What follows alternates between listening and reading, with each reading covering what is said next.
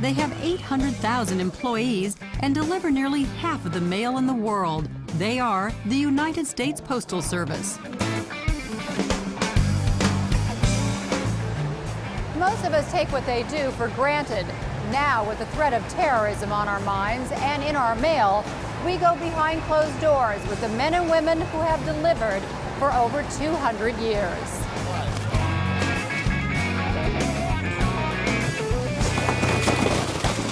The sheer volume is astonishing. In 1 year, more than 210 billion pieces of mail are delivered. Great, sir. Thank you. You bet. Far surpassing UPS or FedEx. Oh, absolutely. In 1 or 2 days, we process what FedEx does in a year. In 1971, the Postal Service went from being a federal agency to a standalone corporation. Its operating budget is a whopping $66 billion a year. But they aren't expected to make a profit. So your objective is simply to cover the costs? That's the objective, just to break even. We're not a profit-making venture, as you say. In a time when even the most successful companies find it hard to turn a profit, the Postal Service has fallen more than $1 billion short of that goal. And even with the price of a first-class stamp rising to 37 cents, congressional auditors say its financial outlook is becoming increasingly dire. It is a challenge. It's a challenge we've accepted for 30 years and as a Postal Service and 200 some odd years before that. And we think we do a pretty good job at it and constantly looking to do better. We think we know the post office, but to find out what it's really all about, I went behind the closed doors of the USPS headquarters in Washington, D.C. Good, I'm done. An appointment to be here. My guide was Deputy Postmaster John Nolan, a veteran of 22 years in the Postal Service. When I was postmaster in New York, I used to look out of my window and look at all of those buildings and say, how in the world do we manage to get everything there every day from all the various sources? And it never ceases to amaze me how we do it. How does this vast system work and keep everything going so smooth? The key thing is that you've got people who understand jobs. Jobs are well defined, technology that's been proven, managers that know what their responsibilities are, and then it's a lot of blocking and tackling every day, as the sports analogy goes. For most people, the mail is a mystery. They don't realize what we do with their piece of mail once it's dropped at the mailbox. They can mail it from here to Hawaii or from here next door, and we're the fastest, most efficient, cheapest worldwide. Even with the rates going up, compared to other nations, it looks like a good deal. Canadians pay 48 cents a stamp, and in Japan, it's the equivalent of about 60 cents to mail a first-class letter. So just how does a piece of mail get from you to the other side of the country? It might start by being picked up at one of the 312,000 street collection boxes and trucked along with millions of others to the closest processing and distribution center. In Northern Virginia, about 12 miles from the nation's capital, is the Merrifield Station, one of the 390 operations like it nationwide. Inside, it covers an area the size of 10 football fields. Mail moves through 3 shifts a day they call tours, so the operations at Merrifield Station are 24/7. This part of the post office never really closed. Even Christmas Day, we have volunteers that work here on the floor. As you might expect, the Christmas holidays are the busiest time of the year. But even on a typical day, more than 8 million pieces of mail are sorted in this plant alone. What do you think are the biggest misconceptions about the U.S. Postal Service? That a lot of our things are hand-sorted. That a letter comes into the post office and you've got people that are suddenly throwing it into pigeonholes. And if they saw the technology, if they saw the dramatic speeds at which these pieces of mail move, that's the thing that floors most people. Containers of mail are dumped onto conveyor belts where anything that won't fit through the machines is separated. Then the flood of letters goes through the workhorse of the Postal Service, the Advanced Facer Canceller Machine. The tick-tick noise you hear is where the cancellation is being done. On the opposite side of this machine is where the letters are actually being flipped and faced. So they're all facing the same way? It can flip the letter this fast? Right. In a split second, have to determine where to cancel the stamp. Oh my God. And what happens if the machine can't figure out the address? It takes a snapshot. These are 35mm cameras here. We're actually taking pictures on anything that can't be read by the machine. Workers at the station, or even miles away, look at the picture and key in the proper address. A barcode that represents the address is printed on the envelope, and it's back on its way. It's this kind of a system that allows you to handle the amount of mail that you have, volume. It's amazing. This is truly, I'll call it the genius of the Postal Service. Mail is sorted into trays that will be transported to your local post office. And do they ever stop to read that postcard you sent to Grandma? Actually, they all look alike to me after a while. You see thousands of pieces of mail a day. You can't really distinguish the difference. When the trays of mail get to your local post office, a carrier will case it. That means sorting it into their route. And while the post office takes pride in delivering to every address in the U.S., sometimes it's forced to resort to unusual means. The mail will get through, whether it's by boat, plane, or mule. That's right, the Pony Express may be long gone, but the mail still moves by mule to an office at the bottom of the Grand Canyon. But for most of us, it just takes the local mail carrier. This is Tim Durham. He walks one of the near 250,000 carrier routes. This is about 12 houses on the street. On average, letter carriers earn about $38,000 a year. Tim walks about 5 miles a day and wears out at least 2 pairs of shoes a year, delivering to 400 addresses. What are the misconceptions people might have about postal carriers? A lot of people think that once you get to their house, that's it for the day. That's all. That's pretty much what you do. But I have 399 other deliveries that I have to make every day. Do any of them have unfriendly dogs? Sometimes. You might hear the one here. Have you ever been bitten by a dog? No, I haven't. I've been very lucky. I've never been bitten yet. Cross my fingers. Tim had best keep those fingers crossed. Whoa, big dog, big dog. Because his route's not complete without a visit to this well-guarded house. How you doing, buddy? It's okay. It's all right. Sit down. Down.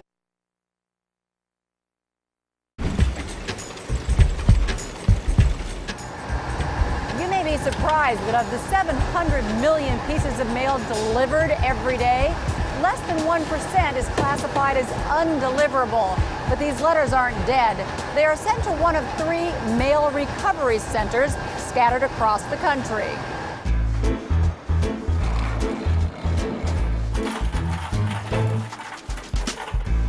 If you don't receive that thank you card or package you were expecting, it might be here at the San Francisco Mail Recovery Center or at one of the other centers in St. Paul and Atlanta. They stopped calling them dead letter offices in 1994. Well, not many people know we exist. The first impression that people have is wow. They don't believe what they see. In 2001, system-wide, they investigated almost 2 million packages and 118 million letters that could not be delivered. We are at the end of the system. Everything here is either we dispose it or we return it to rightful owner. What ends up here? In a word, everything. From the kitchen sink to airplane motors. Anything you can think of. Drugs, fireworks, guns. Some stuff that we don't believe that it's in the mail. Well, we do get crickets and worms and stuff. Oh, the last time we have iguanas. They mail everything: jewelry, fur coats, purses, clothing, toys, money, cameras, videos. The weirdest thing is we have urns in here. Urns with human remains. You name it, we see it. The San Francisco Recovery Center takes in about 80,000 letters a day and around 1,000 parcels. The most common error that keeps letters from being delivered? The most common mistake I would say is improper addressing of the envelope.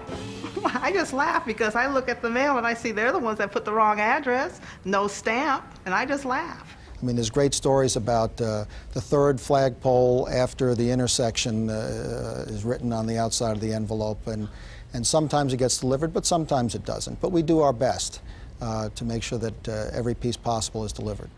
The first step is to sort out any letters of value. Our mail has been around the block.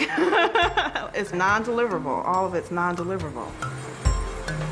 This is the Multi-Purpose 30, a Rube Goldberg-like machine that senses the magnetic ink used on important documents. Checks, passports, money orders, cashier's checks, car titles. We see a lot of stuff. Workers at the recovery centers can legally open that mail. And then as long as you have a good address on that check, we will mail it back to you. Last year, the Postal Service returned about $1.5 billion in checks to their rightful owners. This is where dead letters from 16 western states and Guam wind up, just waiting to be resurrected. Most people think it's either stolen or they'll never see it again. But they don't know it's sitting here waiting to be claimed. Here, it's their job to snoop through the mail. But it's all good investigative work trying to send the mail on its way. But it's fun because you never get bored.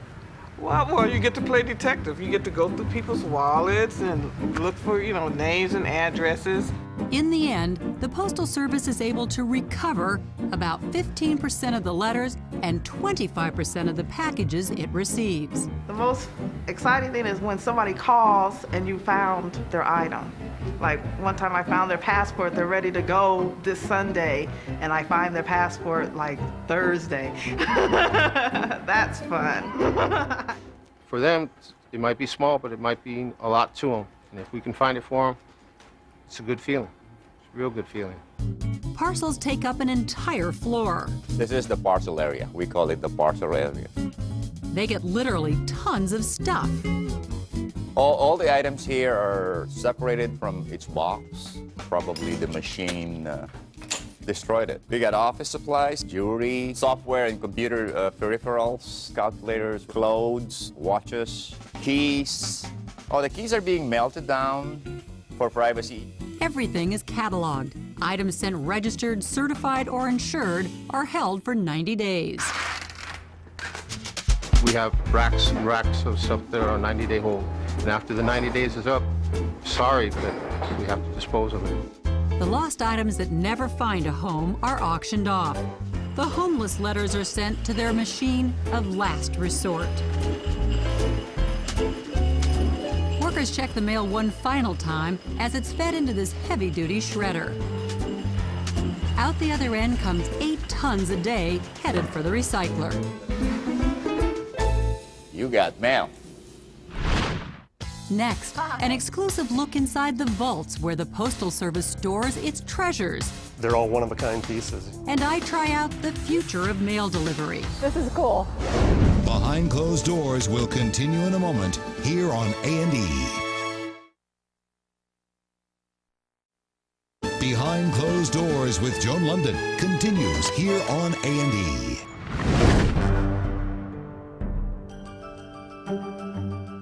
Hidden deep underground in a sub-basement of their Washington, D.C. headquarters are the crown jewels of the postal system. Our cameras were the first to go behind this closed door. Hi, Joan. Dave Failer. Hi, Welcome Dave. to the Stamp Archives. Well, let's take a little tour. And This is the USPS Stamp Vault, but it's more than just a vault. This is home for the original art of U.S. postal stamps. Well, this is our history. Everything in here is they're all one-of-a-kind pieces. They can't be duplicated or replicated. It's all original artwork, so it's a very special place for us. The state of the stamp has come a long way since the nation's very first 5-cent and 10-cent stamps. which, by the way, are now worth $12,000 to $26,000 each. Today, the artwork on every stamp is based on suggestions from the American public. The Citizen Stamp Advisory Committee decides who or what will be put on a stamp. They get 50,000 suggestions a year. No matter how acclaimed the artist, from the psychedelic pop artist Peter Max to classic cartoonist Hirschfeld, they all get the standard fee. If you were to design a stamp for us, we'd pay you $3,000. Oh, really? There are some stamp designs that were never seen. For example, these images of Marilyn Monroe were all in the running to be used on a stamp. But they were tossed aside as the committee made the decision on which design would be immortalized. This is what the original was. This was almost going to be it, but her dress changed. They thought that by doing the gold color dress that it would kind of draw out her face a little bit more. Yeah, gold kind of says Hollywood, Baba, right, boom, all that. Little bit and more allows glittery. you to have the blue background. The only time the public was allowed to vote on an image was for the most popular commemorative stamp ever, the King. They'll print 75 to 100 million of a typical stamp. For Elvis, they printed over 500 million. We had 9 different artists that actually gave us renderings or gave us their interpretations of Elvis. Oh, look at this. Really a different look. Yeah, I think it turned out really great. The Postal Service prints about 42 billion stamps a year. Stamps with a printing mistake that make it into circulation are called freaks, and they become far more valuable to collectors. A postal worker's nightmare, but a stamp collector's dream. The printers take extreme care to make sure no freaks are issued. Any imperfect sheets are shredded. One stamp many collectors dream about is known as the inverted Jenny. When this stamp was issued in 1918, its face value was just 24 cents.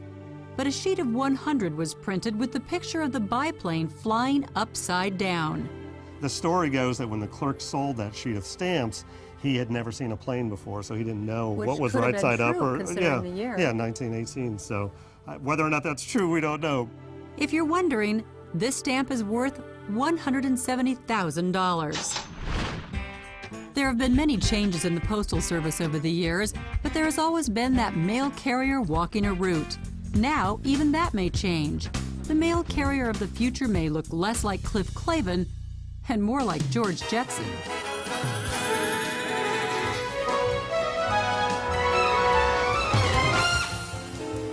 Their introduction was trumpeted on the news, the Segway Human Transporter, a battery-operated, self-balancing scooter with a top speed of 12.5 miles an hour. The Segway Human Transporter is being tested by the USPS on mail routes in Florida and New Hampshire. Carriers on foot are required to carry up to 35 pounds of mail. The Segway can more than double that. This seems like one of the first things to really make the postal carrier's life dramatically better. It has the potential of changing the way we deliver mail on the street, the carrier street activities. For so long, we applied all the technology to our mail processing operations, and this is really one of the first ventures where we bring the delivery carrier into the 21st century. I found out firsthand just how easy it is to drive this futuristic scooter. It's very obedient. It knows what you want to do. This is cool. If you think going forward, you go forward. Or if you think going backwards, you go back. And you just think stop, and it stops. Absolutely. It's like riding on a magic carpet almost.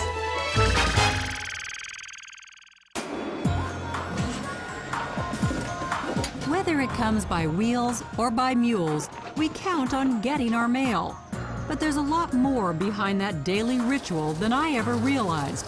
From the postal inspectors to the mail clerks to the carrier on your block, they all keep the mail moving behind closed doors at the U.S. Postal Service.